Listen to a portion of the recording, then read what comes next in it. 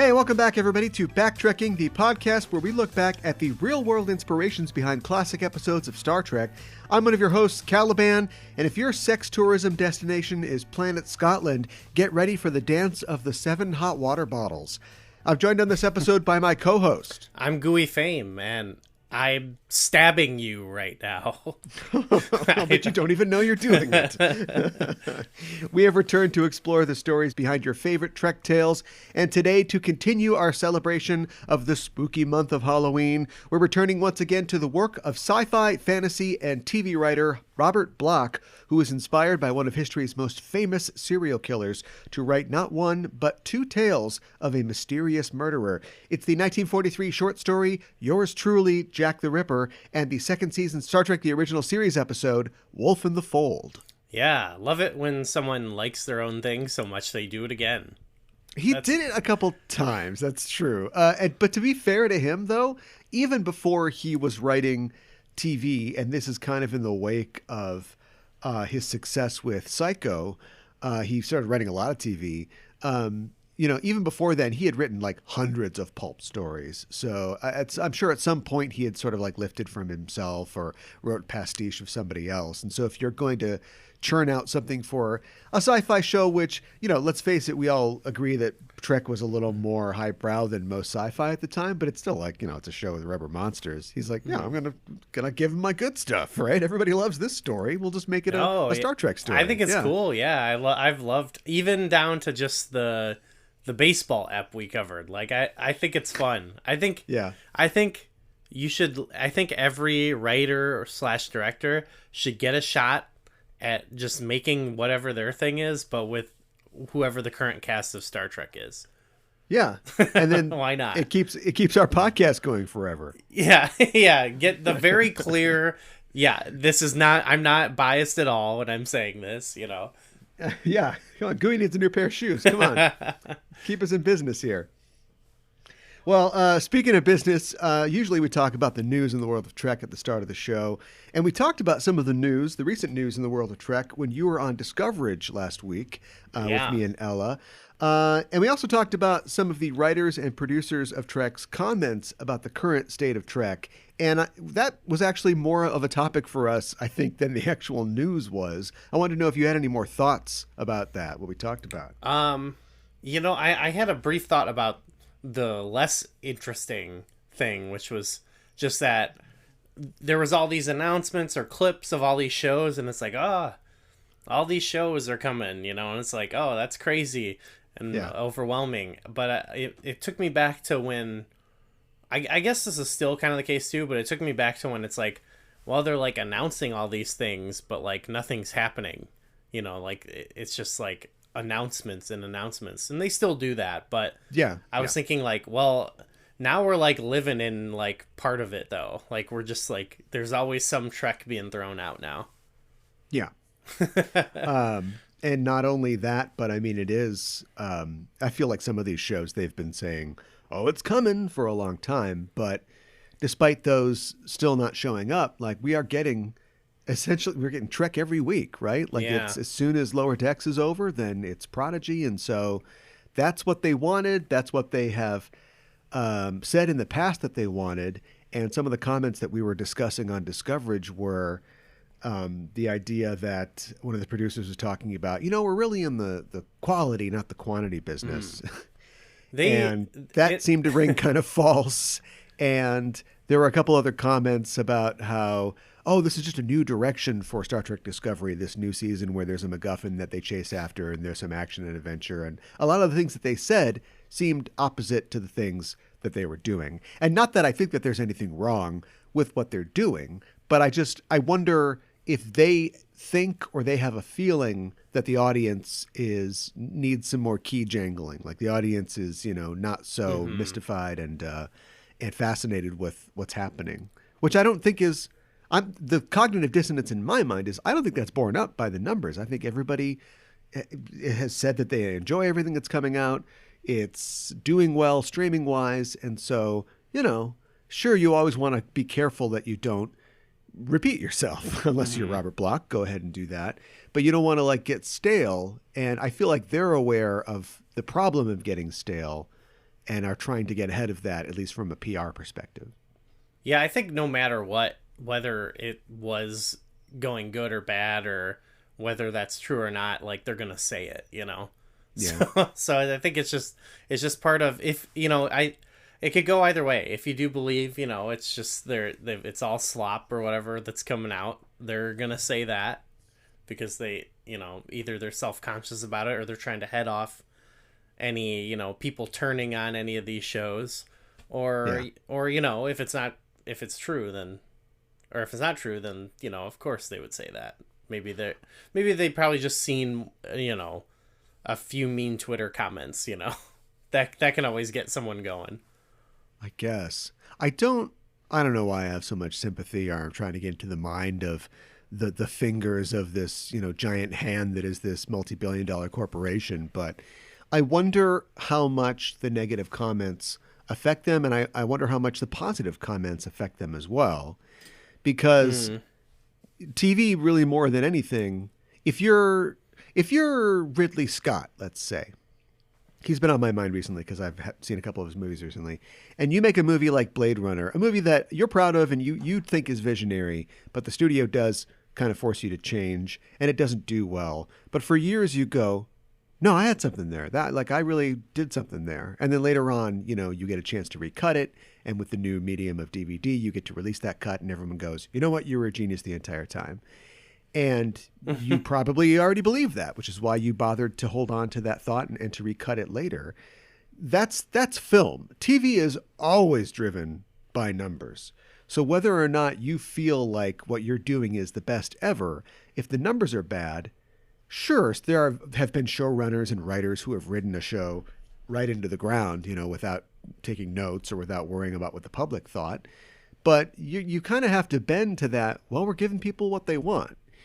And so we all worry about, whether or not the haters and the racists and the sexists affect the output.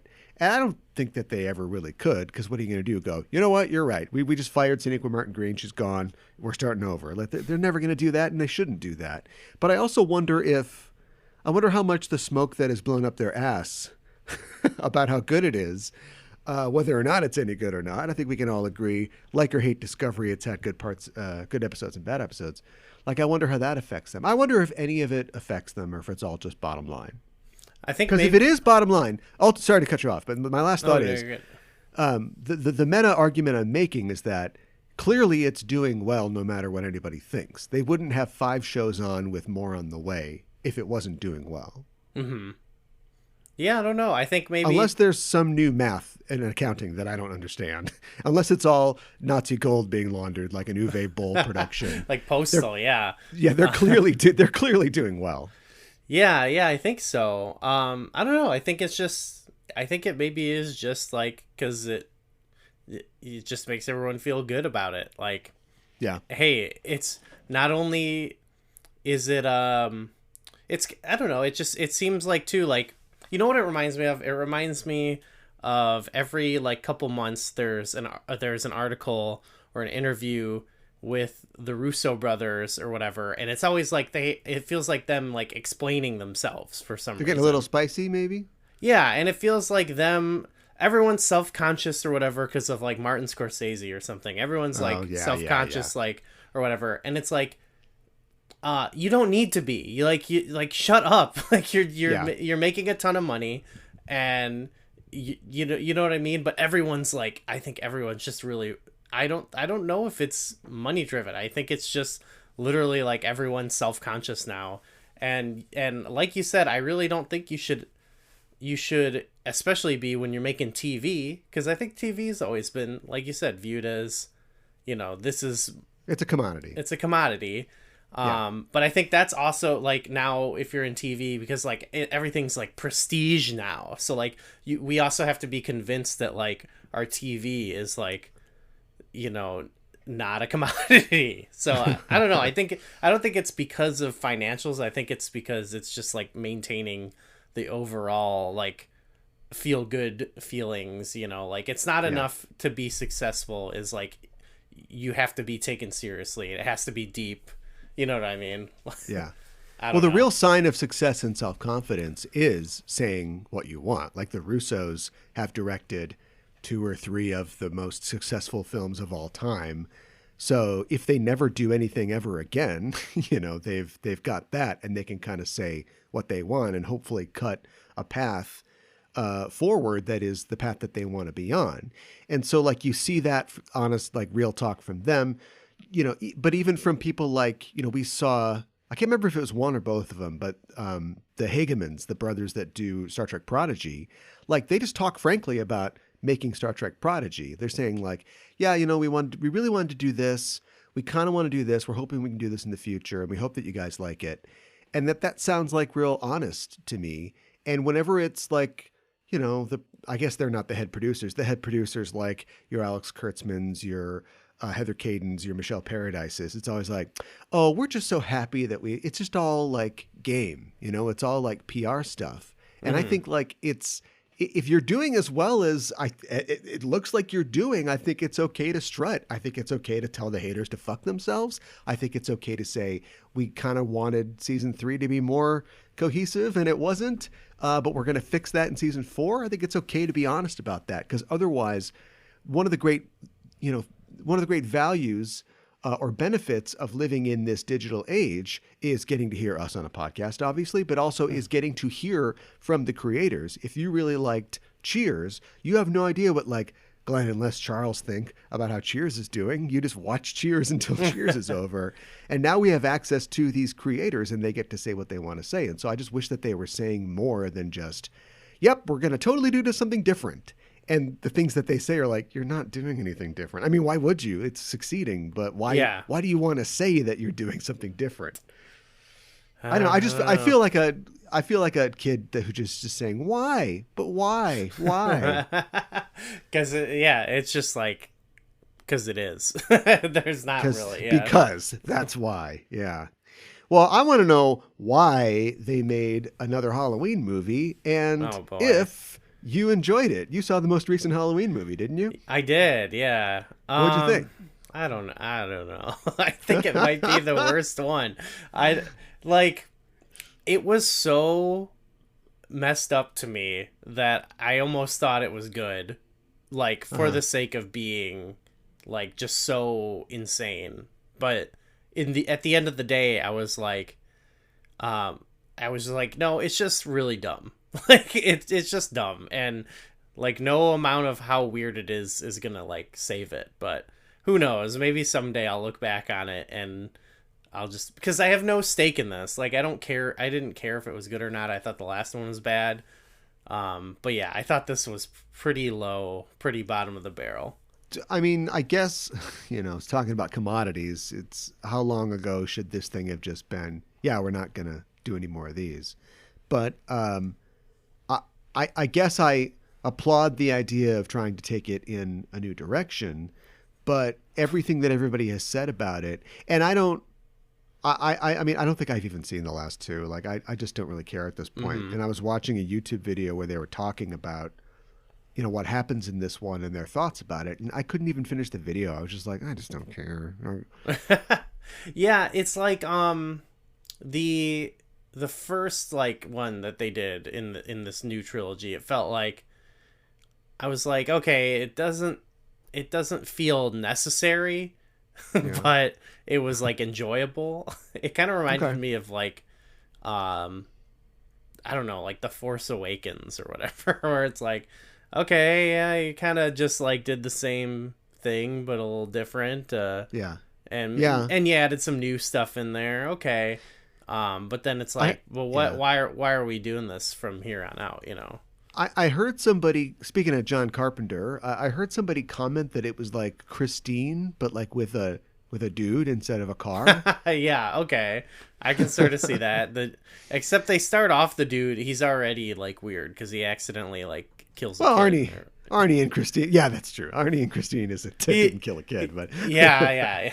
Oh, totally. I see. That's what I would have liked if they leaned into it more. The problem was that Michael Myers isn't in the movie, which isn't necessarily a bad thing because I actually like Halloween 3, but The whole, but he was in it. He was in it enough to be like pissed off when he wasn't there. You know what I mean? He was like, this kid was like, he was the Christine for this kid, and the kid Yeah. kept coming back to him in this like sewer he was living in, which I thought as a concept is awesome. That Michael Myers is like hanging out in the sewer, and this guy's going to like, yes, master. What?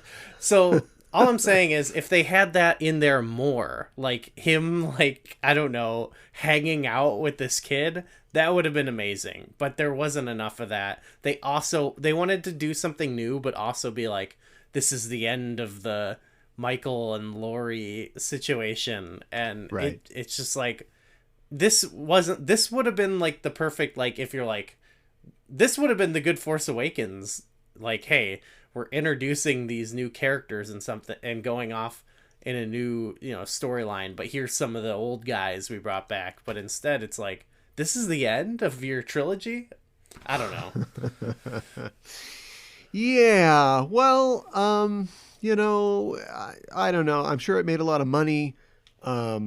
Gosh, I feel like, and this I'm sure has happened over and over again. I'm sure people in the silent era were saying, I don't know about this Murnau guy or something like that. But like, David Gordon Green seems to have all the connections, and he makes these, I guess for a horror, like large budget horror movies. And I don't think that's going to change at all, but not really impressed by this guy or anything that he's done really.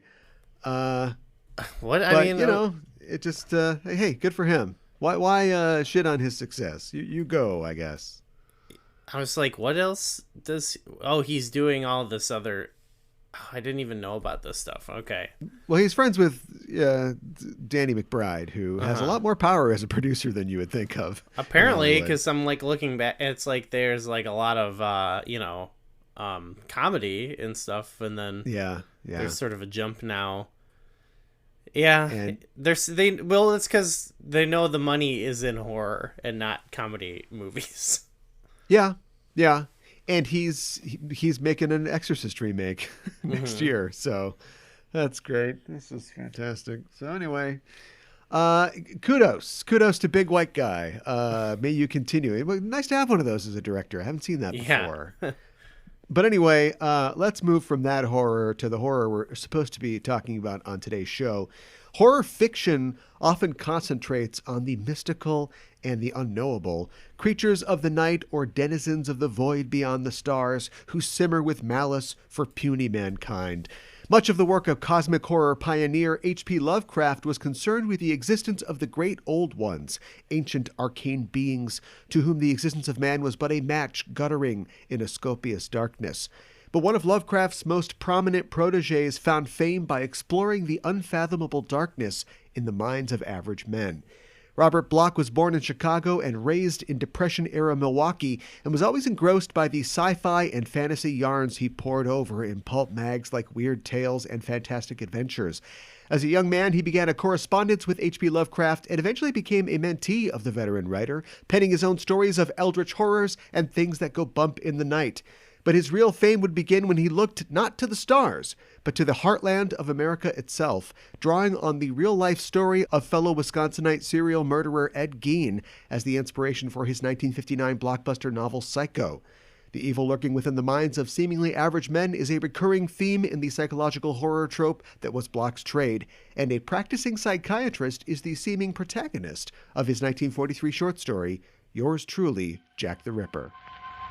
Two pairs of footsteps echoed down the dark alley.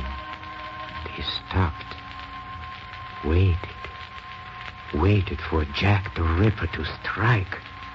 But this is not London in 1888. No, this is Chicago in 1945. Yet Jack the Ripper is loose again to knife, to butcher his victims without trace. I can't even imagine. I suppose it kind of exists now in its own way, where with fan fiction and even with actual writers either on their blogs or through their Patreons, just writing short stories and giving things away. You know, even the Hugos has like a Internet Short Fiction Award. We probably live in a better time than ever to read short fiction of the genre variety. But I still wonder what it would be like in those days, you know, in the Dust Bowl, when you've got 25 cents scraped together and you run down to the local Five and Dime, you know, or the corner store to get the new Weird Tales, you know, the new Amazing Fantasy, the new magazine that's going to have your gateway to all these strange worlds and these stories, what that was like for kids. Yeah. Or adults. I you know, get that feeling. I always think about that feeling of like anticipation. Like, I think that's, it's always interesting how that morphs over time, you know? Yeah, now it's Marvel movies. Yeah, right. What Marvel movie are they going to screw up? Yeah. Bloch is a interesting guy, and like I said before, you know, he was a Midwestern all the way, born in Chicago and kind of grew up in Wisconsin, and was, you know, a kid in the Depression. And so I think I read a story about how he went to see the Phantom of the Opera, the old silent film, at like a matinee when he was like 8. I don't know what he was doing out when he was 8. It was a different time.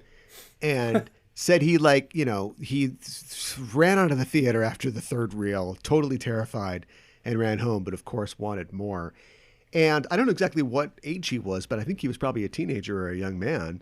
But he was just like, man, I've got a couple of these Lovecraft stories. I really like these Lovecraft stories, but I missed the issues that had the other Lovecraft stories. So he just like, tip tap tap tap typewriter, dear Mr. Lovecraft, can I have some more of your stories? He just wrote to him, and Lovecraft was like, okay, here you go, kid, and sent him some manuscripts. And they started a correspondence in which he kind of became like, you know, a protege of his. Wow. And there's something called the Lovecraft Circle that included other authors like August Derleth, who was also kind of a protege of Lovecraft, Robert E. Howard, the writer of the Conan stories, and other writers of the time. You know, it was a small world in a way back then. And so he encouraged him, Lovecraft encouraged him to just start writing his own stuff. He had always been interested in writing and had written at a young age. And he did, and he got some of his stuff published. And a lot of it was published in Weird Tales, which is published out of Chicago. And that's kind of how he, you know, made his bones for a long time. This story, of course, came out in 1943.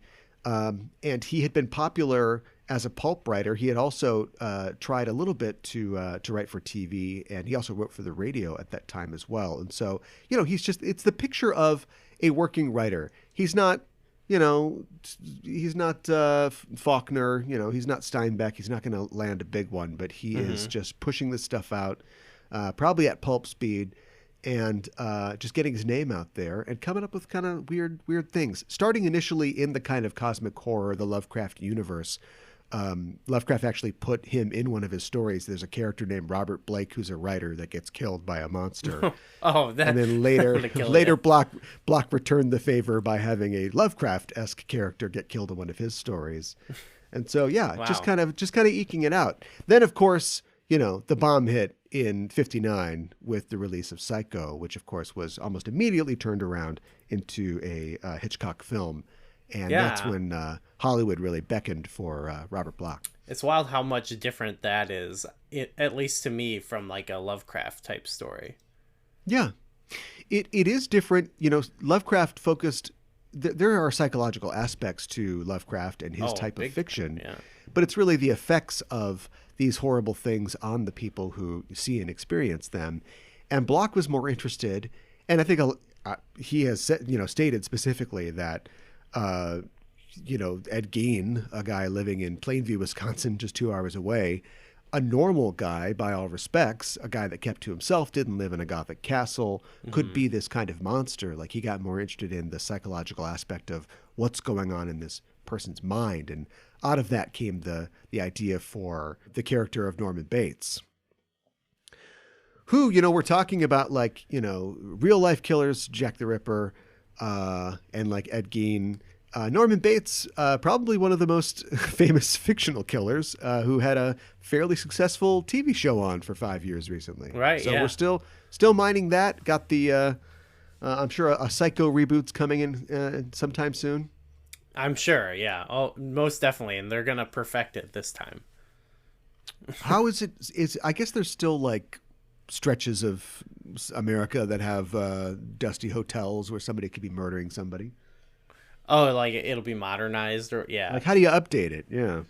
they'll be like it's elevated now. It's making a point that the original was too stupid. It would never make a point. Well, yeah. So they really hit the. So obviously they're in the character of Norman Bates. There is a real like sex shamey kind of incel thing going on, but we just like really point that out. And then at the end, the psychologist comes out and says the problem with Norman is that he was an incel, and that made him believe that he was also his mother, who also hated dirty e-girls. It'll be like thread time. It'll be a It's yes, thread to follow. Norman believed he was his mother, one of 32. Yeah.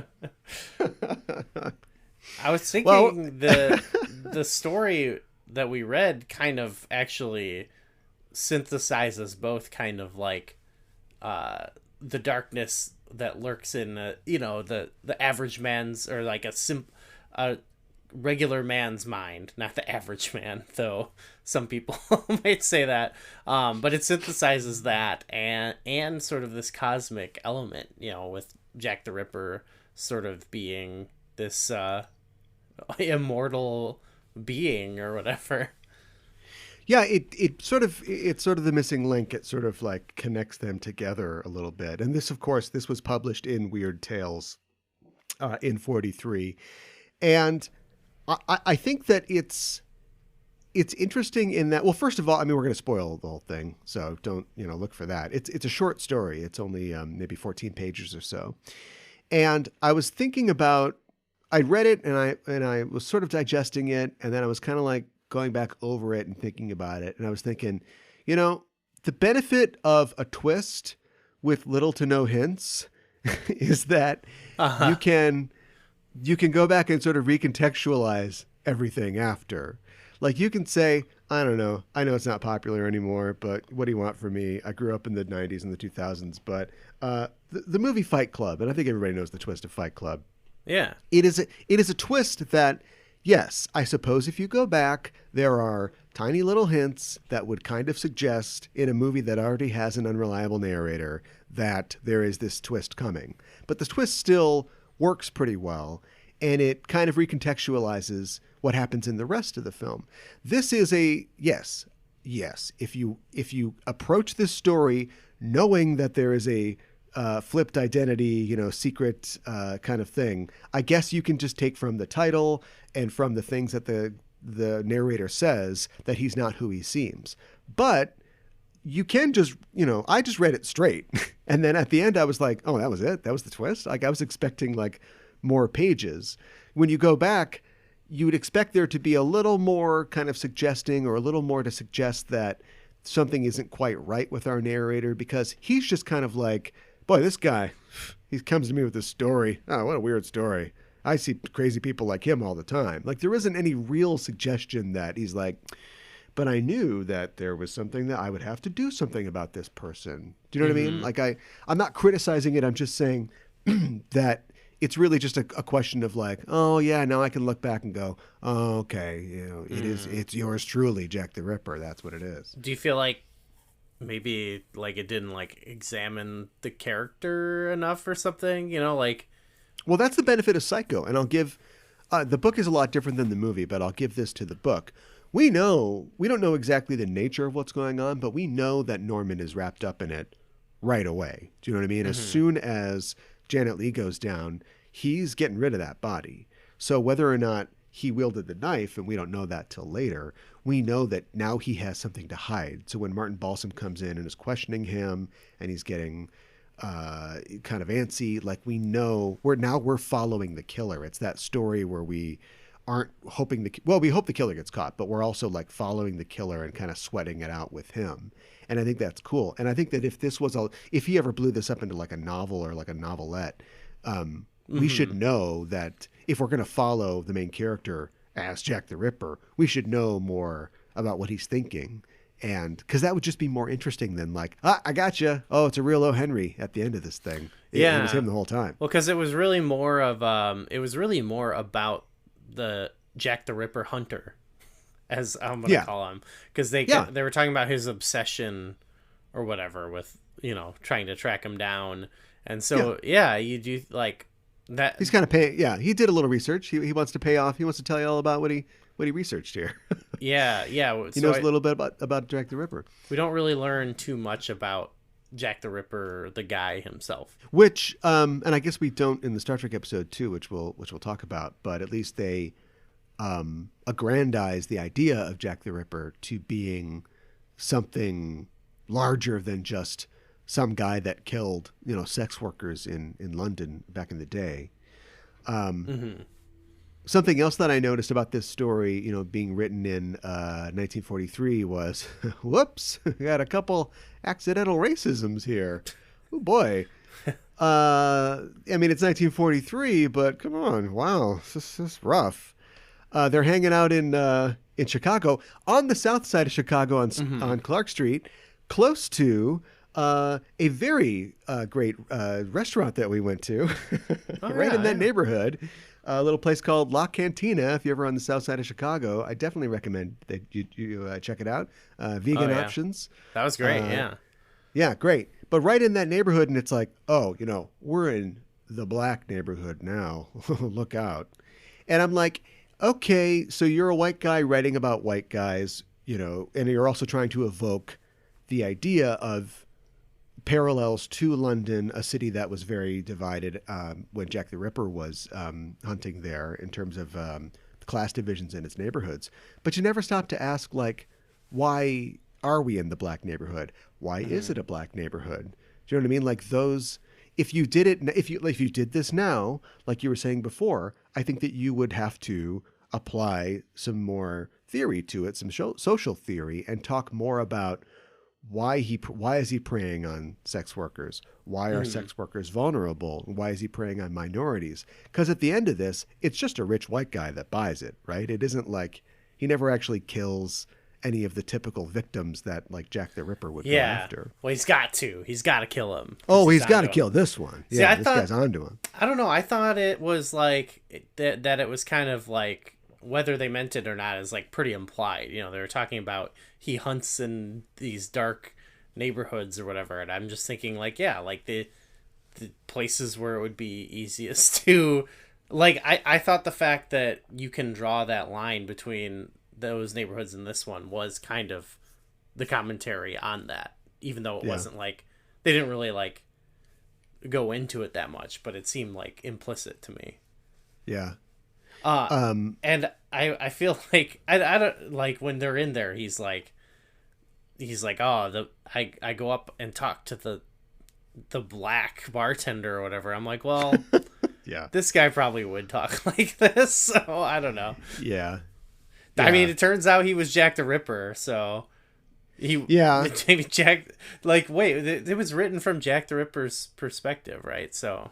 Yeah, but I mean, both he and Sir What's His Name are like, when he slays, it's in the slums, and it's like, do we want to talk about that, or is this just like a ghosty, ghouly kind of story?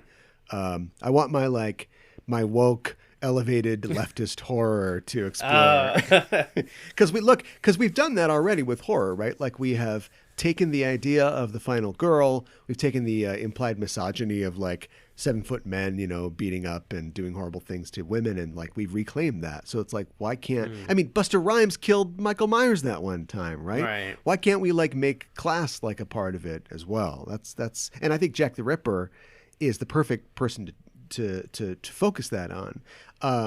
The movie From Hell, starring Johnny Depp, was not the perfect movie to explore that with, ironically directed by a black director.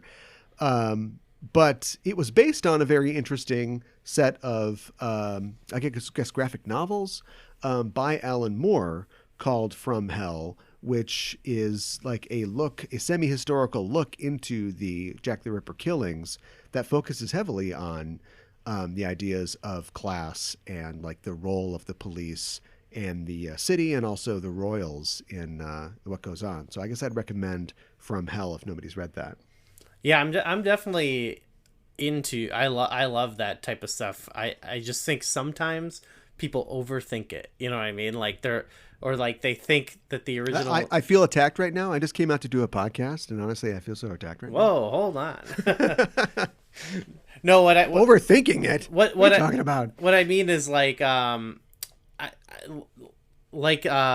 not you specifically, and like you're sure in wanting to see that stuff more. I think I'm specifically talking to people who sometimes make the movies, where I think sometimes it feels like they jump through hoops a little bit to like make the metaphor, when sometimes it's better. I don't know. Sometimes I feel like the movie speaks for itself a little bit. I think sometimes they like tend to over explain, or like try. I don't know. Maybe that's a classic thing of like, sometimes it just feels like over explained. But I think that happens sometimes with some of the modern like horrors, where they're like, we're going to make a message out of it now. And it's like, well, there kind of was one in the original. And sometimes I feel like they go too far, and they like almost undo what they're trying to say. Like, it feels like they're going too far trying to explain it. I don't know if that makes any sense. Yeah, it does. Should we mention Jordan Peele or Jordan Peele? Is that okay? I feel like, I haven't felt like that so much. I feel like he's gotten farther and farther up his own ass, like, as he goes. And don't get me wrong, I don't think, like, you know, when you start your career with a message that is very direct, I think, in particular, and also comes at a very specific time, and is a good movie that is successful and everybody's talking about, it can define your career going forward. I don't think he has any obligation to say anything about anything. Do you know what I mean? Mm-hmm. But like, his last couple movies have also, I think, been about something and tried to say something. And I think what they are trying to say has gotten more and more esoteric, which again is his right as a creator. But when you approach it thinking like, all right, so this is what is this? Get Out 3? What do we got here? And you're like, wait, what is this about? Like, I'm trying to unpick your metaphors here, and they get more and more obfuscated as he's sort of layering different sort of criticisms. You know, that was my kind of reaction to Nope, which is a beautiful film and really well made, and is scary and exciting.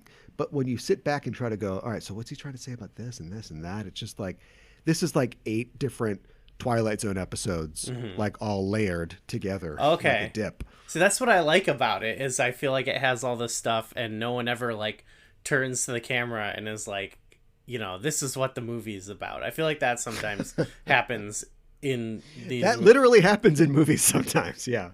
Yeah, like The Big Short or whatever. But like, it happens in Well, that's, you need that in the big. Look, let me go to bat one time and only one time for Adam McKay. Like, you need that for The Big Short, because the whole reason that crisis happened in the first place is that nobody understands this stuff. Yeah, it's that's become fair. so obfuscated, you know, yeah. the stealing of this wealth. Maybe it's not the best example, but I feel like it does happen in like elevated horror. I mean, I love a lot of modern horror movies, but there's some that it's just like they like want to explain. It reminds me of the Mordor thing we talked about in the the Rings of Power thing, where it's like, we got to lead you along, we got to tell you what it's about, and I think sometimes by doing so, it like it's like, it's too much, and it kind of ruins your message to me almost a little bit. Or like, it's Mordor.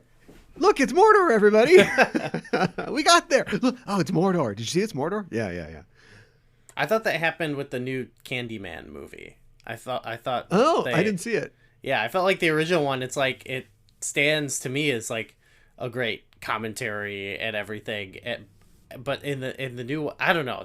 It's where it's like, we need to get under the. I think maybe it's just like, we don't need to like do remakes and like try to no, take out some right. of the parts so we can make it a commentary or whatever. It's like, that's why I like Nope or whatever, because it's like this.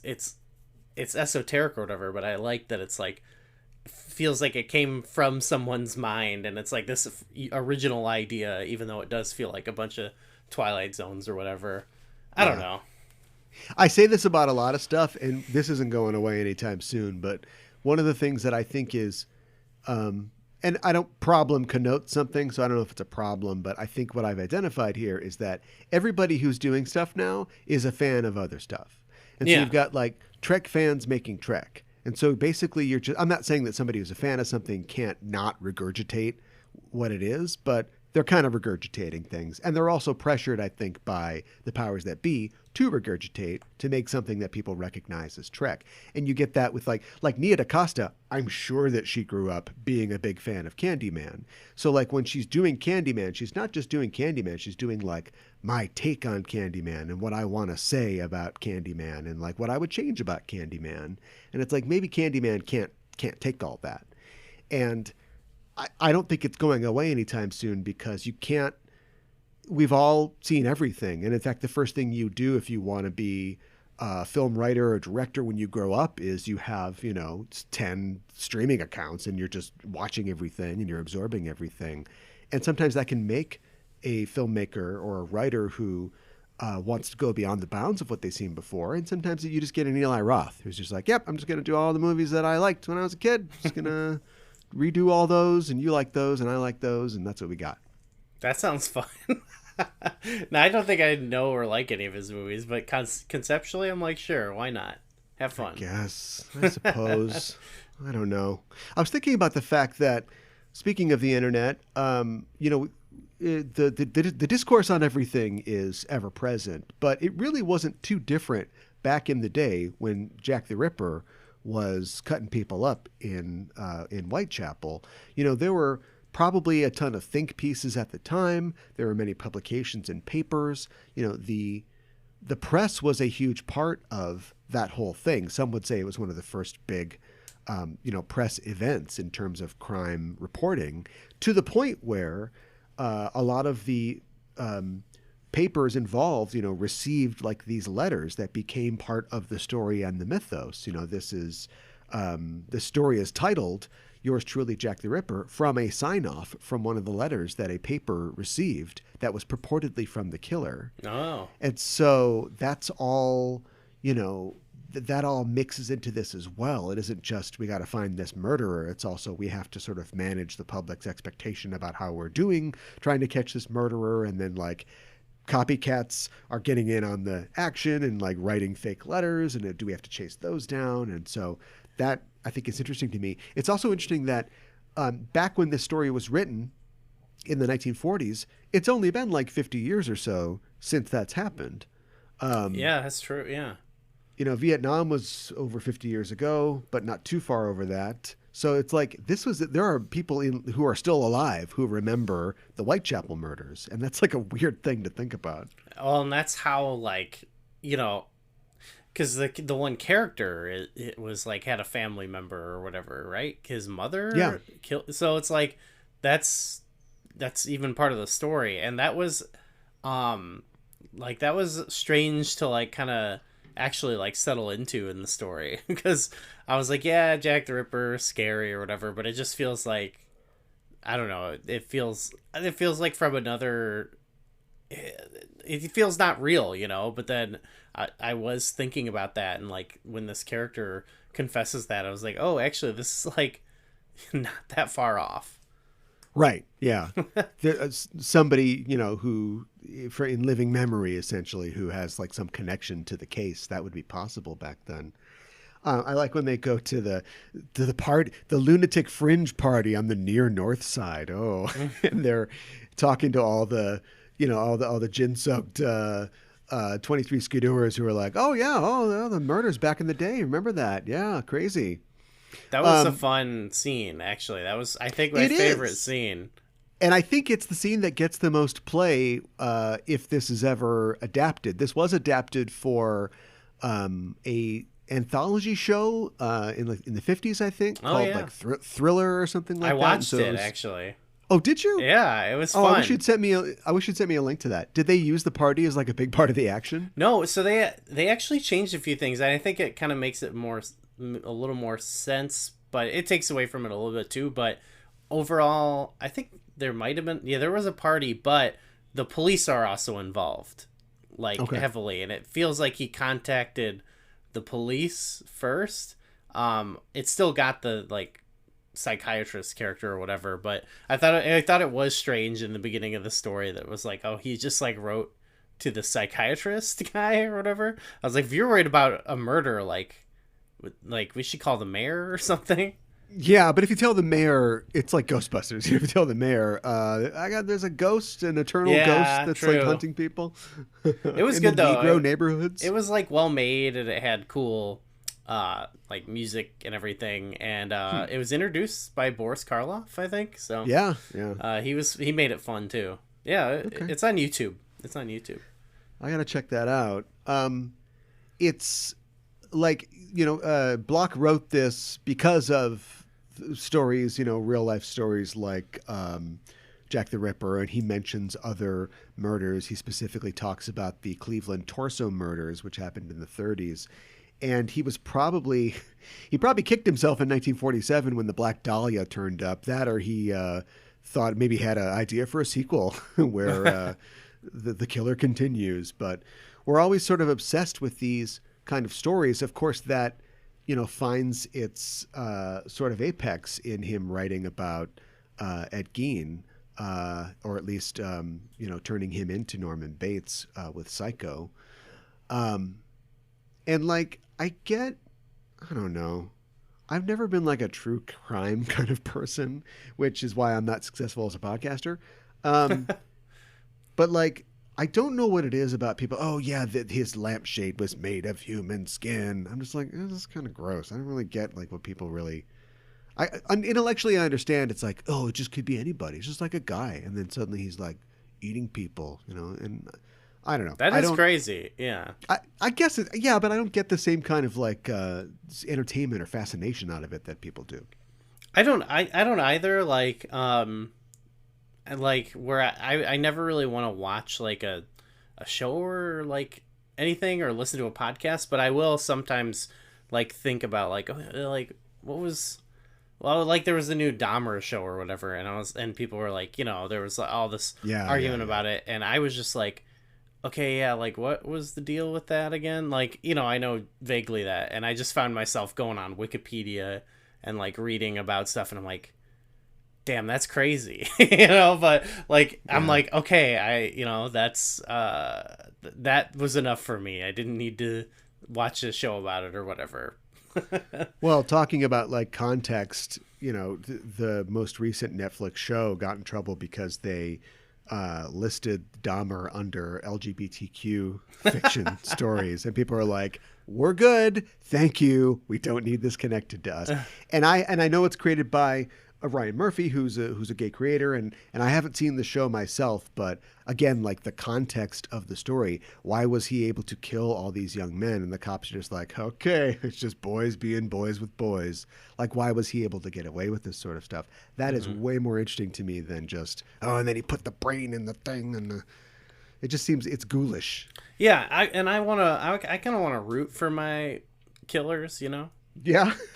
Okay. Like right. I'm always. That's why I wanted to see the Michael Myers training his young Padawan movie, because I feel like in the context of the movie, I'm like, I love seeing Michael Myers. I think he's cool. I think he's a good guy. But Jeffrey Dahmer, I wouldn't want that. He's real. Yeah. Michael Myers is like, whoa, no thank you. No, I'm good. It's kind of like babysitters. I keep it to babysitters. Some of them, boyfriends. They keep pretty evil, but a lot of those guys, you kind of like them. And yeah, and like Dahmer or something like Dahmer is a far cry away from something like Jason, punching breakdancers' heads off in Manhattan. Yes. Like I could watch that all day. Like if you think about something like Arnold Schwarzenegger's movie Commando, he's essentially like a spree killer in that movie. Like he kills hundreds of people whose only crime was just, working for minimum wage for a dictator in South America. That's all well and good. But it's just like when it gets all weird, and not only weird in the context, but we completely ignore the context, that's when I'm like, yeah, I'm good. I don't really know what this is all about. Having seen the new, I don't know where Haddonfield is. Illinois? Where's Haddonfield? Yeah, it's in Illinois. It's not real, but it's in Illinois. Sure. So like, I suppose it's just like, it's probably a fairly white town with white victims. It's like the last contextless place that you could set like a horror movie. Right. Yeah. Well, I think I think the original was like, it could happen in this quiet little town. Yeah. On this quiet little town with a insane asylum on the outskirts of it. But yeah. No, he had to get pretty far. He had to. Oh, he had to drive that station wagon a ways. Yeah. He stole a car and then he had to walk pretty far. So yeah, I don't know. He's like, that's probably near like Central Illinois, where all the like colleges are or something, and then he got probably like an hour and a half out away, Right, but what about like his redneck abusive dad? Yeah, that's true. the Rob Zombie one. Well, you know what? That exists in Illinois for sure. That type of guy. Okay. Rural Illinois, take it from me, where I grew up. It's like, actually, I found Haddonfield very relatable. All versions, really. Sure. So it's all Lakeshore Drive and vegan taquerias, and then as soon as you get out of the city limits, watch out. You start to notice the amount of country stations uptick. Yeah, yeah. Well, I got my own stories about urban wastelands or rural wastelands in the Midwest, but we don't want to alienate our viewers. But is there anything else that you want to say about this short story? No, yeah, it was fun. It was fun read, and even though, it is just like, hey, I'm killing you. Here I am. You did. I thought it was interesting, especially like a short story, where it's like you just get a little taste of an idea and you're out. Yeah. I kind of love that kind of thing. Yeah, I would get. Yeah, the biggest praise I could give it is that I really wanted to see more. It kind of wets your whistle for something, and I think the kind of things that you see in it extend into other things. Having a psychiatrist or psychologist be part of the story, having a guy toting a gun around, like it made me think of Loomis, from Halloween. Like if you kind of combined both of those characters without the murdering, of course.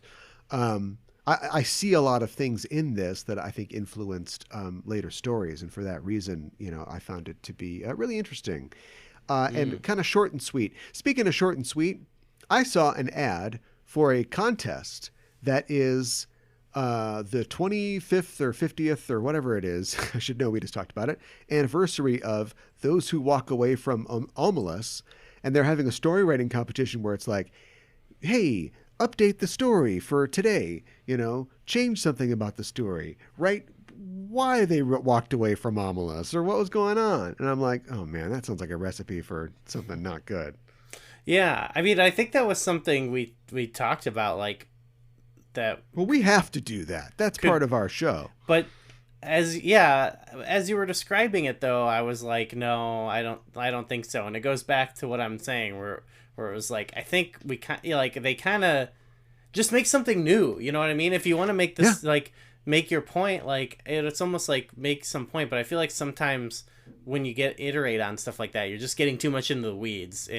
And maybe I feel that way sometimes with Star Trek, where it's like there's just so much baggage. Maybe we could. Oh boy. Maybe we just step away, make something new. I don't know. All right. Well, you got to hold that thought then. Okay. So we can come back after this break for a word from our sponsors. We'll be back with more backtracking.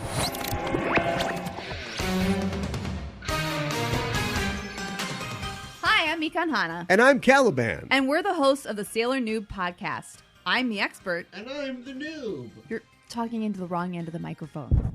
Aye, aye. Okay. Every week we watch a new episode of Sailor Moon and learn about monsters, fashion, food, culture, and of course, the sailor warrior of love and justice, Sailor Moon. All right, now, what is her rank? Is she an admiral or a rear admiral? Okay, shh. The ad's almost over. We're a couple of magical people, and every week we Moon Prism Power make up a new episode. Ready amidships, steady as she goes. Please stop that. Sailor Noob is available every Friday on Apple Podcasts or wherever you listen to podcasts. Shiver me timbers. Okay, we're back. It's time to talk about the Trek side of this equation.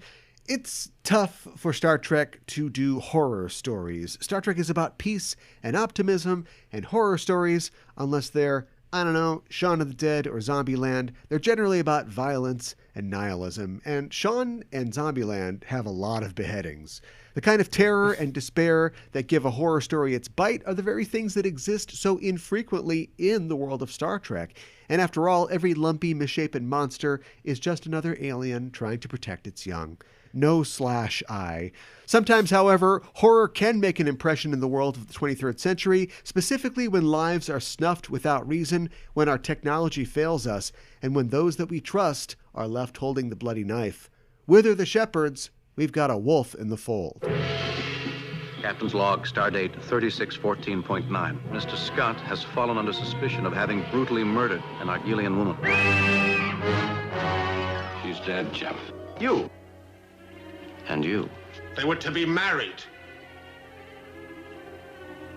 Prefect, I didn't kill anyone. I couldn't. How could any man do such monstrous things?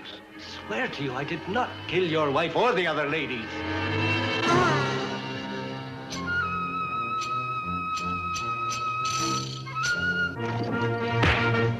Fear, anger, hatred.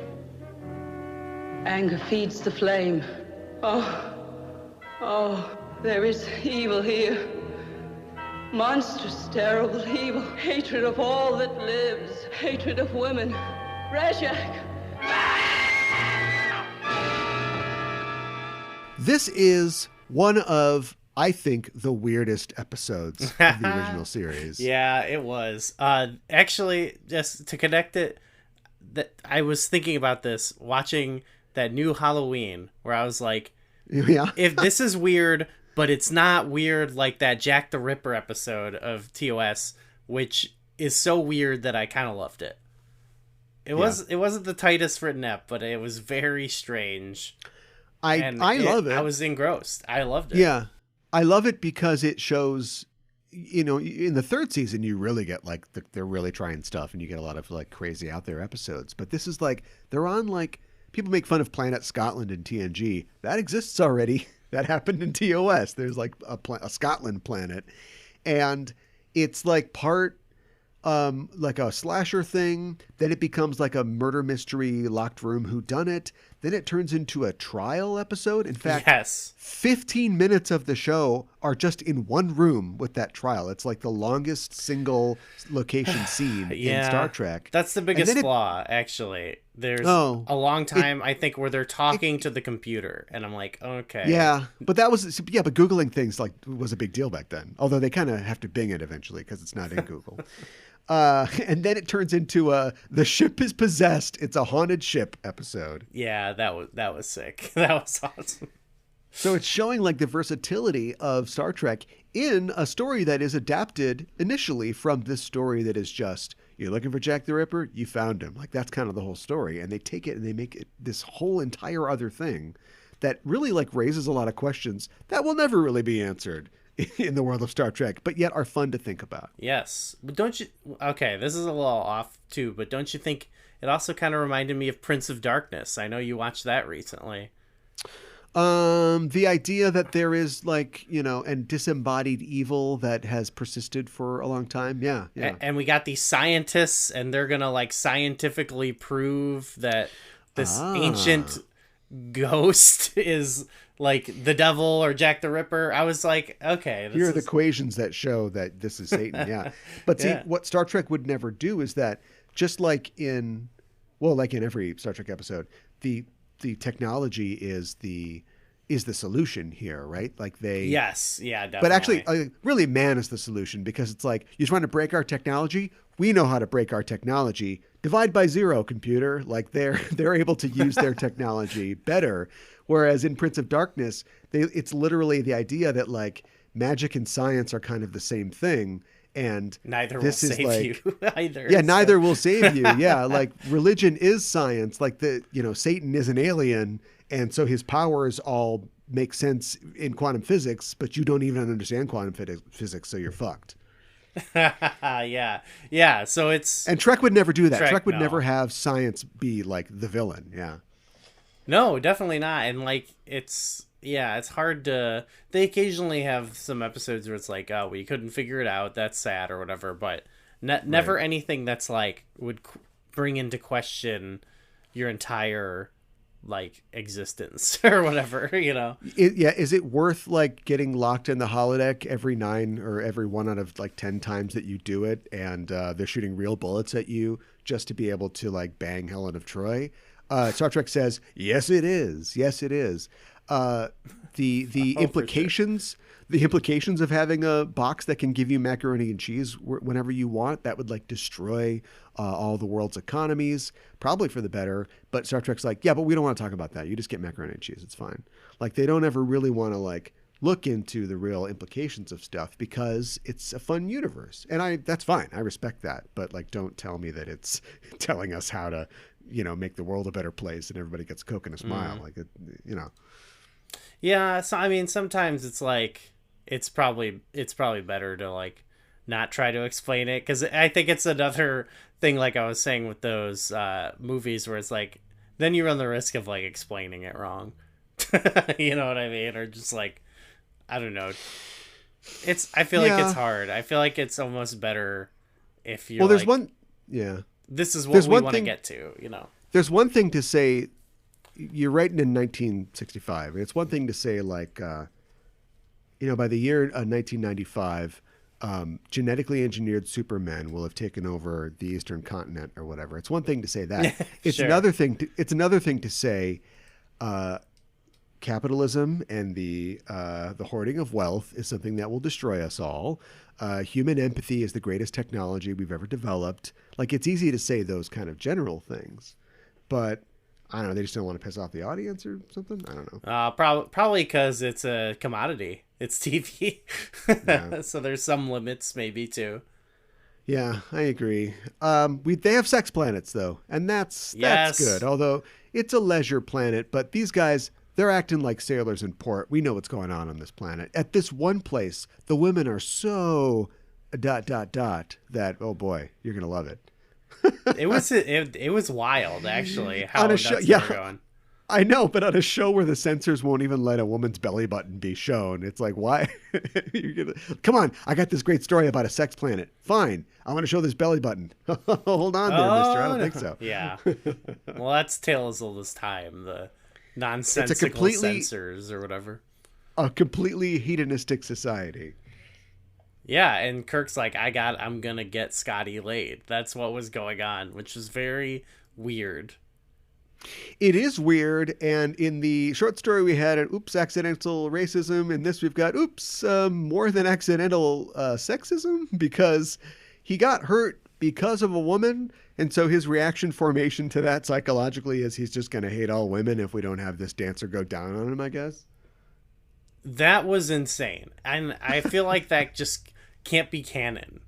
Like, we have to strike this from canon. It can't be canon because you know what's gonna happen. They had Scotty in whatever, he was in that recent episode of the new show, and what if they bring him in and then someone starts digging up receipts on Scotty? Yeah, right. We can't cancel Scotty. Like, yeah. Scotty hates women. Yeah, we can't be having that. So I feel like they have to time warps up. Yeah, this is not canon. Scotty would never hate women. The logs were wrong. Kirk just wrote it up wrong. Yeah. Don't watch Relics either. Also, well, he all he says was, "Oh, it's just a little spot of bother." Yeah. So he really downplays it. It's also funny that they know that. See, they try to do context. Unlike other Jack the Ripper stories, but they really fuck it up 1960s style, because they're like, and he hunted women because women are more affected by fear. They feel it more strongly, and so that's why they're the victims. It's like, yeah, great. All right, great. Okay, assuming that's true, do we want to explore why women have more things to be afraid of? Yeah, right, like walking alone in Whitechapel at night? I had that thought, like, oh, they're like an eighth of the way there. Like this is almost a Kevin Sorbo tweet where he cell phones. Yeah. I was like, oh, it's getting it. But maybe that's the problem, though. Maybe when everybody is completely woke and self-conscious, then you get Star Trek and you can't do any horror because there is nothing to exploit. There are no Whoa. left behind members of society. Yeah, maybe we want a society where there are no horror stories to tell. I don't know. I haven't seen Bodies, Bodies, Bodies yet, but I guess it's pretty good. Oh, okay. I had no idea. Or Barbarian. I'm really falling down on my horror movie. I've just been watching the classics. I've been staying home and watching the classics. Yeah, for sure. Reanimator. Well, go watch it. Yeah. Oh, I gotta watch that again sometime soon. I want to watch the sequels too. I know they're not like that good, but Jeffrey I want to get Combs? the whole canon in there. Yeah, I got Jeffrey Combs. Yeah. So Scotty's an old Aberdeen pub crawler, and they get him on the street, the foggy streets, and they're, it's a TV show. You got to have act breaks, but it becomes almost comical that nearly every act break is like, all right, Scotty, well, we don't know if you killed anybody or not, but why don't you go into this room by yourself with a woman, and I guess we'll just let things work themselves out. Scream! Oh my God! Scotty might have killed somebody again. Scotty just seems like a little boy in this too. Yeah, I don't know what happened. He's just got this look on his face, like a little child who doesn't know what's happening. And we know that this spirit, Red Jack, is his most recent name, is very powerful and has been around for a long time. But I'm a little fuzzy on the details. Like, is Piglet like actually killing all these people? Like, when Scotty doesn't remember what happened, is that, he's not being possessed. If he's possessed and he's holding the knife, he didn't do it. Do you know what I mean? But is he doing it himself, or is he just being mind wiped when Mr. Hengist runs in and does it himself and then moves on? Like, I don't feel like the show ever really lays out for us the mechanism here. By that time when that was being revealed, I was like, it was so many like tonal shifts that occurred and so many weird lines that happened that I wasn't like, I stopped thinking about the mechanics of it, especially when they were talking to the computer and they were just asking it stuff, that I was like, yeah, whatever. He's getting possessed by Jack the Ripper. Sure. Like, and whatever they said from then on there, I was not like processing as like knowledge of what's happening. Yeah. There's all these like outs, you're on the street. It's foggy. You can't see what's going on. The one girl is stabbed in the back room, and there's a door with a lock that may or may not be picked. There's no way to know with a tricorder. They tell us. But like for the seance killing, which I think is a reference to the lights going out and somebody quote unquote dying in the short story, Scotty remembers it. Like, he doesn't lose his memory then. So it's like now the particulars are changed. Like, I'm not sure why that one's different, and I'm sure it doesn't really matter. It's all Mr. Hengist. But that scene, or the idea of John Fielding, the voice actor behind Piglet, as Mr. Hengist, is great. Like, yeah, he is good in it. And I was watching recently For All Mankind, the Apple Plus series, which is written by Ronald D. Moore and is about people in space. And so he's not trying to fool anybody. Like, he couldn't get away with this in Battlestar Galactica, but they make Trek references. I'm like, one of the characters like is a Trekkie. And so Mr. Hengist's name is like the answer to a trivia question that she gets right when they're quizzing each other like on the moon. Wow. That's a great deep cut, actually. I respect that. Yeah. Good pull. There's another time when that same character is they're going to do this U.S. Soyuz mission that's kind of like it's an alternate universe, but it's like the one that happened in real life. And nuclear brinksmanship is going on, this kind of Cuban Missile Crisis moment between the U.S. and the USSR. And she's in her module and she's like talking to somebody and she's like, we have to just put the swords down for a moment or something like that. And she's basically just quoting A Taste of Armageddon. And he's like, what is that? Is that Socrates? She's like, Captain Kirk, A Taste of Armageddon. Oh, is this a good show? Should I check out this show? It's okay. Listen to me. Everyone listen to me.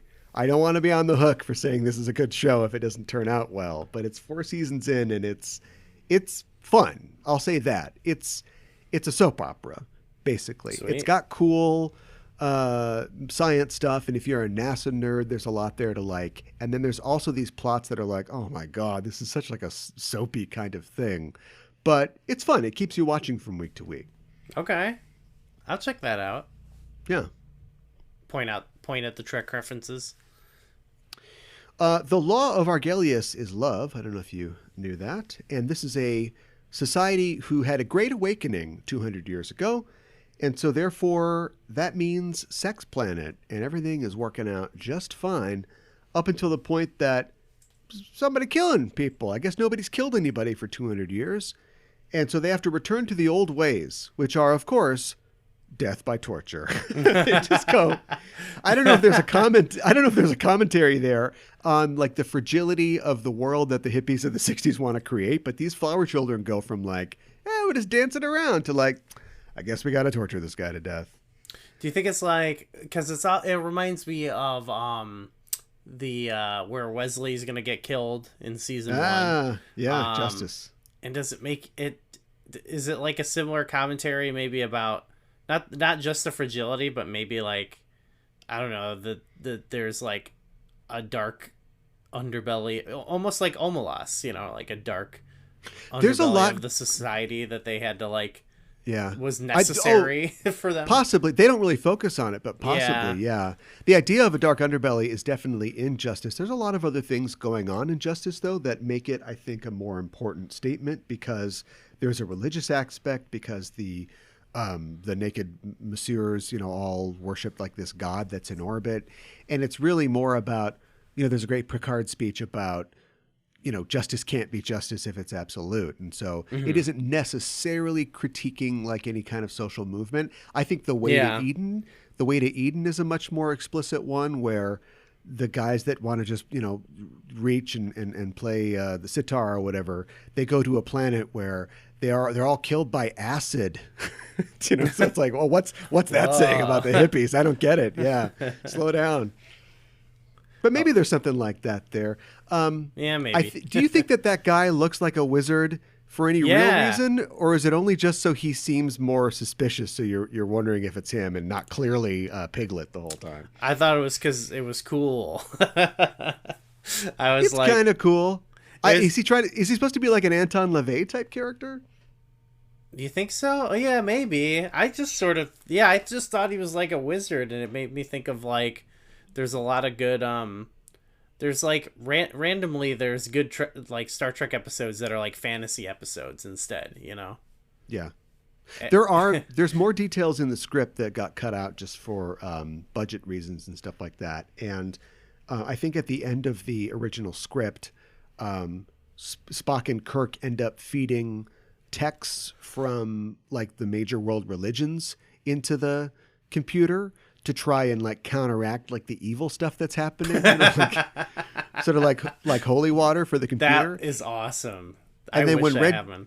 Red Jack is taunting them, this is actually in the James Blish novelization. When he's taunting them, he turns on the view screen and shows them like this Boschian like view of hell or something like that. He's like, this is where you're gonna end up, dickheads. Wow. Fuck you. Yeah. Hell confirmed. So, a lot hell confirmed. A lot darker. So what's Red Jack's deal? Like, he seems like he originated on Earth, right? One of the things I really liked is that they kind of like, as they're going through all these weird stabbings that happened in space, they kind of like connect a dot line back to, they're like, oh, he came from Earth. So was he like human initially, or was he like some kind of psychic being that originated on Earth, or was he trapped on Earth somehow and then he finally escaped when we developed like warp travel? Like, what's his deal? Maybe he was Jack the Ripper, the guy, and then he perfected this ritual like in the short story that turned him into some kind of being of psychic energy. Yeah, they don't get into the rituals in the show, so it's less of a, it's not really explained. Maybe that's what made it a little like cosmic horror-y, He was just like, yeah. That's actually where I feel like they kind of succeeded in a way, is that they didn't like fully explain him. I don't know if that was like just like a not good, they didn't fully flesh it out, but it was kind of cool that it's like, he came from Earth, I guess. Like but what was he before? It's kind of spooky. Yeah, it's like the closest that Star Trek really gets to. We're not going to tell you. Yeah, but like, they'll have like, oh, Trelane is like a powerful alien. He's just like a little kid, version of a powerful alien or something. That's the closest they get to magic. But like, they don't. The original series did stuff with like psychic, ESP and stuff, and then of course they cut all that out. Other than like, I guess Troy, or like telepathic aliens like later. Vulcans, but, yeah, or Vulcans. I think we've brought that back in a big way for newer Star Trek. He's mind melding left and right. But like the idea of like a psycho tricorder is something that is mentioned really only in this and maybe one or two other episodes of TOS. The fact that they can use this machine to read your mind and check your memories. They're fine with that. Of course, we are working on that in the real world. So maybe that's another thing they had right. Yeah. View screens and flip phones. You'd think that you would see that pop up more in more episodes, though. Yeah. It seems very useful. Like when they're like, yeah. "I don't believe you," and he goes, "Hey, computer, check it," and they're like, "No lies here." And no like, lies detected. Yeah, yeah. But it's something that I think they realized early on. It's like, well, this would ruin every story that we ever do. Like when somebody's like. Well, no, I didn't do it. Get the tricorder. Yeah. Well, so does just talking to the computer. Like, I get that. Like, I don't know. It feels like in Star Trek, you actually like to see them, like, taking the data and then drawing their own conclusions. And instead they're taking the data and they're going like, it's different than in like Darmok. When they're googling like, I don't know, what's Darmok? And it's like they're checking cross-referencing, and in this they're going like, computer, is this possible? Like, what would this be? And it's like, you're the science guy, man. Like, crunch the numbers, figure it out. Right. Why does it's writing? Like, they could have just them like the person say it. I don't know. It seems weird to talk to the computer that much. It's it's a TV show. This is the shortcut of the kind of shoe leather detective work that you would do in another kind of show. I think it's probably better for the computer in one of its old dusty databases to go, oh, I've kind of heard that word before, rather than in Voyager, they would just find a newspaper clipping from 1888, from the Whitechapel Press or something like that. The Voyager's computer bank is huge. They've got everything in there. Right. Yeah. But it makes them do a little more work than just the computer having it come up right away. So I guess I don't hate that. The thing about Darmok is that you can tell me what Darmok is supposed to mean, but then I, as a amateur or I guess qualified psychologist, as Deanna Troi, have to then put together, oh, they're talking about things from their culture that we don't have any context for. Yeah. Yeah, exactly. Like you get to see some of the gears turning in their head and be like, oh, they're figuring it out. Yeah. Instead of just like, oh, it's a creature that feeds on death. I like how Spock is like, we all feed on death, even vegetarians. So he's like not letting himself off the hook there. Yeah, he's a good Scott. He knows who he is. It's good to be aware. I also do that too. The computer gets possessed. No idea how that works, but I wish that we had. I guess you're right about the trial scene. If more minutes had been them fighting the possessed computer, that would be pretty great. Yeah, exactly. Though their solution was great. Their solution was great. I think, nowadays a computer knows to stop calculating pi at some point. But like Kirk does pose the question to him, oh, you're going to blow up the ship? Well, what are you going to do then? And it's like, what is he going to do? I mean, he is just like energy. If you're energy trapped in space, not near a planet, that's a boring life for you. But does he have to continue this drive to kill? And if it's really the fear that he's feeding off of, like gotcha, Stephen King, instead of blood or the actual act of murder, then a starship could cause a lot of terror, just with its destructive capability. And that led me, of course, to the idea of the ship having big Hulk hands and a knife in one of those hands. Oh, yeah. It's just flying around starting fights. Jack the Shipper. Yeah. Oh, they give him like a trench coat like around the ship. Give us the ship, serial killer. Cowards, do this thing. Come on already. Oh, that's so cool.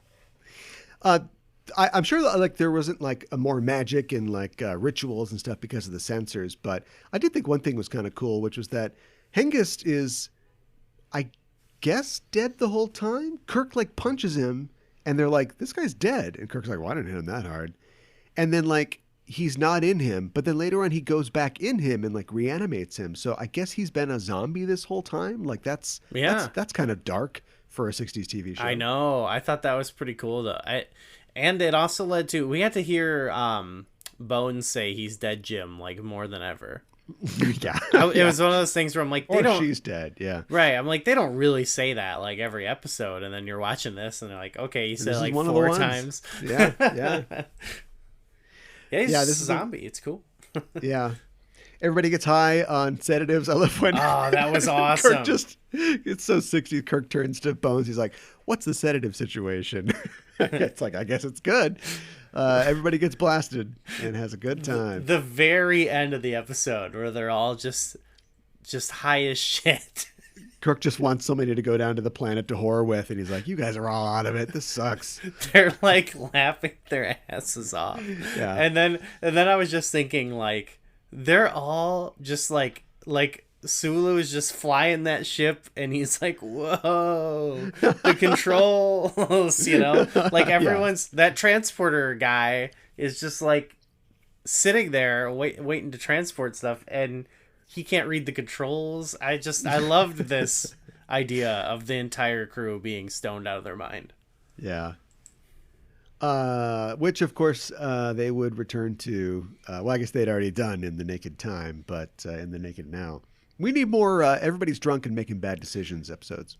This one, it hit me different because, like, in those other ones, they get drunk and go crazy. Like in this, they're just like stoned, like it's like they all smoked weed, you know, they're all just sitting around like giggling, you know, and I'm like, that's just I love that. They should do that, like a wholesome episode where nothing bad happens, that everyone's just kind of like a little high.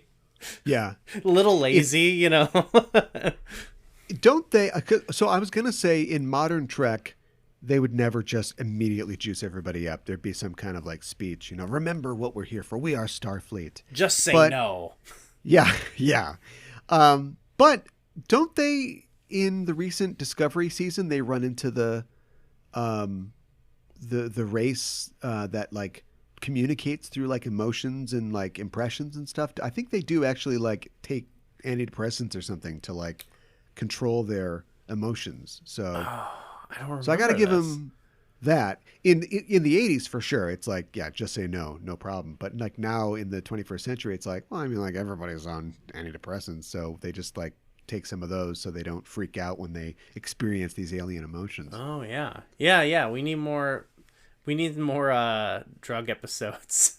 Maybe a Ketracel White episode would be cool. There's always, yeah, if you go back to that, somebody finds, Ketracel White in like the 32nd century when it's long been forgotten and then gets addicted to it. And it's like, what do we do? Because there's always somebody, you know, every episode, well, here at Discovery as well. Every episode, somebody's like, oh, my boyfriend's dead, or, you know, my whole planet's wiped out. And nobody talks to a psychiatrist. Nobody's like taking a little Prozac or something like that. Like they must have pharmacology down to a T in the 32nd century. Well, no, there's what's his name is doing this. He's both the doctor and the Oh, they did introduce, that's right, Culber's is a counselor. Yeah, that's true. I got that. And I feel like that's something that was like, well, it was crazy to me that it wasn't like just already a character who exists in the show. Yeah. Like, why is TNG feels like the most thoughtful in this, because it's like, yeah, obviously this would be like one of the most important people on the ship. Yeah. And it was important in TNG, and they were a little late, but they did bring it into Discovery.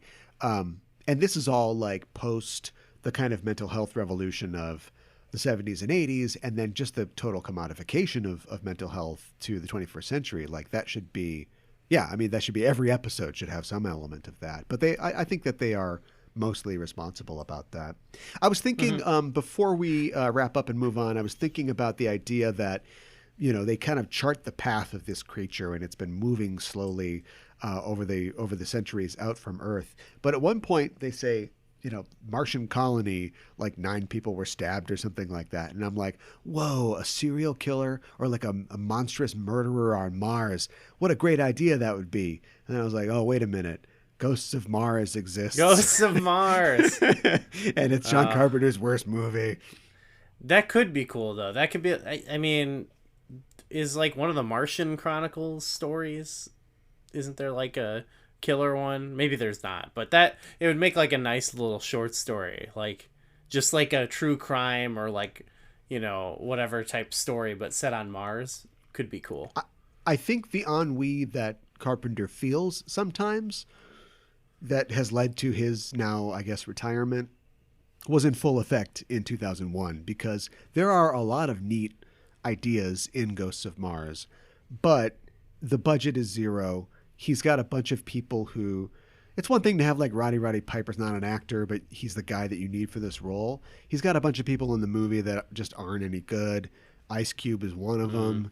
And I think he was just like, let's just finish this fucker and just be done with it. Like, yeah. I don't think that his heart was not in it at all. I haven't seen it since I was like, I don't know, probably 12 years ago or so, but it was, I remember it was, yeah, it was a dirge to get through. It felt like interminable, you know?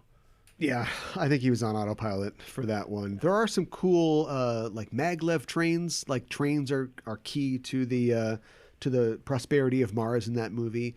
That's a cool technology. There's a lot of technology in the future of Trek. It sometimes facilitates what the characters are doing. Just as often, it's the actual complication they're dealing with. So on every show, we randomly pick from a list of Star Trek technologies. We add what we get to the non-Trek media and subtract it from the Trek episode to see how each is different. We call this our technological exchange. And the list of Trek technologies that we work from goes like this. We've got phasers, holodecks, tricorders, transporters, warp drives, replicators, communicators, shields, advanced medical technology, and androids. And if I roll on my random number selecting technology, I get the number 7. I feel like we've gotten 7 a lot recently. Communicators. Yeah. If communicators existed in the world of the Yours Truly, Jack the Ripper, how would it be different? Well, they could do the movie version of it, but if they want if it was in COVID times, they could be like, what if they're all just like Zoom calling each other? Oh, it's like a John Cho movie where people are dying on Zoom calls. Yeah, but it's also like a period piece. So it's like, what if they had Zoom? Oh, okay. Like, yeah, on the Viditelex or something in the 40s. Yeah, exactly. Yeah. You know, it's also, let's see, we don't have computers. Holodeck tricorders, yeah. So I think like communicators is also like advanced communication technology, the transfer and storage of information. So there might be more, if we extend it back, if they had communicators and computers in Jack the Ripper times, maybe he's caught, you know, or at least they have a lot more information about the crimes. One of the things about Jack the Ripper is that like, it's the beginning of policing. You know, a guy is just killing ladies at night. We don't know how to catch this guy. And so maybe they have more, like they've got steampunk technology that helps them kind of, you know, collect clues better and track down the killer. Yeah. What were they, you know, were they doing like forensic evidence in like medieval times? Like how are they catching killers? I think that you just pick a guy you don't like, and that's the guy. Okay. But the science of fingerprinting was in its infancy. And a lot of the technology they used was hypothetical. And from what I understand, you know, this was also the birth of detective fiction at that time, like Poe stories and detective novels or short stories. So a lot of like the things were kind of fictional, like they were using fingerprints, but because somebody had written in a story, hey, couldn't you look at somebody's fingerprints? And so there's this weird kind of merging of like, we're just going to try whatever. Somebody wrote that like, oh, the last image a man sees, a dead man, is like his killer, right? So if we could find a way to project that image, if we could look and see what's in the eye of a dead man, like that'll be the smoking gun. There were a lot of like weird ideas. That'd be a good sci-fi story, actually. What to do? Well, they actually do that in the movie Wild Wild West. Oh yeah, I remember. Oh my gosh. Yeah, so maybe it wouldn't be a good story, but also there was a big psychic boom back then and interest in the occult, and so like they would ask a medium. A Patricia Arquette type, who the killer was. That was one of the things that Arthur Conan Doyle was interestingly kind of interested in. Like he wrote these stories about a guy deducing who the killer was from these clues, but he also was interested in like, the idea of psychics and if they were real or not. Not necessarily believing, but like, checking it out. Mysticism was really big back then. Yeah. So, I don't know. If you had computers back then, maybe you could just call the cops. Somebody's on the 911.com. Somebody's getting stabbed on the south side, and you just beep beep beep. Hey, get down here quick! And the cops take their time getting there. Yeah. I don't know. Maybe the same issues would still be there. Yeah. Well, there you go. It's the same. Societal issues aren't solved by technology, as I think that we have definitely proved in the last couple years on Earth. Let's move forward to the Star Trek episode and remove communicators. And I will say by the property of extension here that we're removing computers as well. So without a computer, how do they solve the problem of Red Jack? It becomes a two-parter where they really got to do the nitty-gritty detective work and science work, because they can't just ask the computer to solve it all for them. Yeah, like they wouldn't have any of those records, although maybe records become a lot more important in their society without an easy way to record things. So maybe I kind of like the idea, and some people have done this, about like space travel, but without. This is a pulpy idea, like space travel, but without the backing of a federation or the backing of an advanced society behind you. So, you touch down on a planet, you're Leslie Nielsen, you're here because, there's a scientist here that you need to check up on, and we all work for the Space Force or whatever. But like, what about if you put knights in space or like cavemen in space or something like that, and it's less, we know exactly what we're doing here, and it's more, we're just space Vikings, essentially. We just got in a longboat and just went, what's out there? Let's find a planet to plunder, or let's explore things. And you take the sort of the society, the commoditization out of getting resources from a planet. It's just like, what's on this planet? Yeah, that. I don't know what that has to do with Jack the Ripper, but yeah. No, yeah, that would be a cool show in itself. Like, it's almost like you'd be doing Star Trek, but you could explore kind of different things with it just inherently, Because even Star Wars, and this isn't a criticism, it's just an observation. Even Star Wars has become more Star Trek-like, I think. Everybody loves Andor. And, it's a fine show, but it's really about like a community that is specifically has a economic tie to the Empire, and they don't want to do their work anymore. And so the Empire's like, you got to do this work. And so they're have an uprising, and it's all tied to like commerce and society.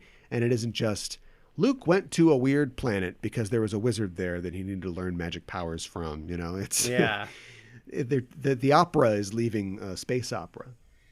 Yeah, I get you. Like, that is, I don't know. That's interesting, because as Star Trek has become more Star Wars like, I feel like too. Yeah, they're swapping. They're just blending together. Soon it'll be the same thing eventually. Star Trek Wars. Yeah. Once they all get bought by like Amazon or somebody, will have Han Solo meets Lord of the Star Trek Wars. Yeah. Marvel's Lord of the Star Trek Wars. Yeah, maybe. Well, I don't know if we fixed our two stories, but we came up with something speculative, And that's exactly what a writer like Robert Bloch would have wanted. Should we tell people what's coming up on the next episode of Backtracking? Yes, so we are going to be going back to Discovery, and we're talking about the episode, is it called But to Connect? Dot, dot, dot. Dot, dot, But dot. to connect. But to connect, Yeah. okay. Ellipses, but to connect. But to connect, okay. I don't remember exactly what this episode is, but we are... It's specific. I ruined it before because it's about the species 10C that the Discovery is trying to interact with, yeah. Yes, that's... Okay, so we're going to see how that compares and contrasts to 2001, A Space Odyssey. It's kind of a big deal here. This is a big ep. I'm excited because I have been jonesing to watch this, and now I have the mandate, a work mandate to watch it. I got a reason. I've been meaning to. I've been just thinking about it a lot for some reason, and hearing people talk about it. So I'm looking forward to going back to 2001.